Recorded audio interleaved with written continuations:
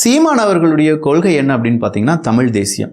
இந்த தமிழ் தேசியத்துக்கு மிகப்பெரிய அளவில் இடையூறாக இருந்து இல்லாட்டி தமிழ் தேசியத்தை அழித்த, ஈழத்தை அழித்த மிகப்பெரிய பங்கு இப்போதும் காங்கிரசுக்கும் திமுகவுக்கும் இருக்கிறது அப்படிங்கிறத பல நாம் தமிழர் கட்சியை சார்ந்த தம்பிகளும் சொல்வார்கள், சொல்லிக்கொண்டே இருப்பார்கள். ஸோ திராவிடத்திற்கும் தமிழ் தேசியத்துக்கும் அப்படின்னு சொல்றதெல்லாம் இனிமே மறந்துருங்க. இனி திராவிடத்திற்கும் அப்படிங்கிறதே இல்லை. திராவிடத்துக்கு இனி எதிர்ப்பாளர்கள் கிடையாது. சீமான் அவர்கள் இனி திராவிடத்தை எதிர்க்க போறது கிடையாது. அதுக்கு பதிலா திரைப்படத்தை எதிர்க்க போகிறார், திரைப்பட கலைஞரை எதிர்க்க போகிறார். அதற்கு பதிலாக திரைப்படத்திலிருந்து வந்த தமிழக வெற்றி கழகத்தை எதிர்க்க போகிறார். இக்கட்டத்தில் சீமான் அவர்கள் திராவிடத்தை தான் எதிர்ப்போம், இப்ப வர்ற கட்சிகள்லாம் சின்ன சின்ன பூச்சிகள், அதெல்லாம் எங்களுடைய எதிரி கிடையாது, எங்களுடைய எதிரி திமுக தான் அப்படின்னு சொல்லிட்டு இருந்தாங்க.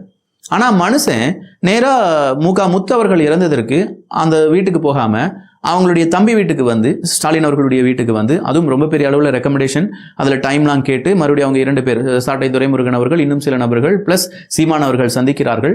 அப்படி சந்தித்து அவர் முடிச்சுட்டு போன பிறகு ரொம்ப சாஃப்ட் கார்னரா சீமான் அவர்கள் பேசுவார் அப்படின்னு சொல்லி சவுக்கெல்லாம் சொன்ன போது நம்ம நம்பல. அப்படிலாம் பேச மாட்டார் சீமான் அவர்கள். அவர் கொள்கை உறுதியுடன் இருப்பார், கண்டிப்பா திமுகவை அதே வீரியத்துடன் எதிர்ப்பார் அப்படின்னு சொல்லி நம்ம நினைச்சிட்டு இருந்தோம்.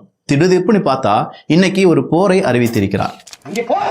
லட்சிய கூட்டத்திற்கும் ரசிகர் கூட்டத்திற்கும் இடையே சண்டை. உயர்ந்த லட்சியத்தை கொண்டிருக்கிற சித்தாந்தமா சினிமாவா? இதாண்டா சண்டை.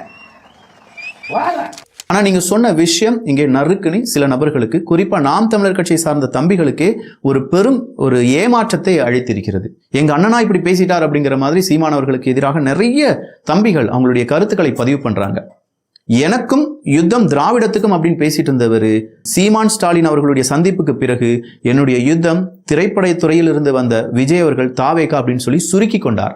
இதற்கு சாட்டை துரைமுருகன் மாதிரியான நிறைய நபர்கள் இப்போதே விஜய் அவர்கள் தும்மினாலும் சரி, ஆனந்த் அவர்கள், ஆதவர்ஜுனா அவர்கள் இருமினாலும் சரி, உடனடியாக ஒரு வீடியோ எல்லாம் டெலிகாஸ்ட் பண்ணிடுறாங்க.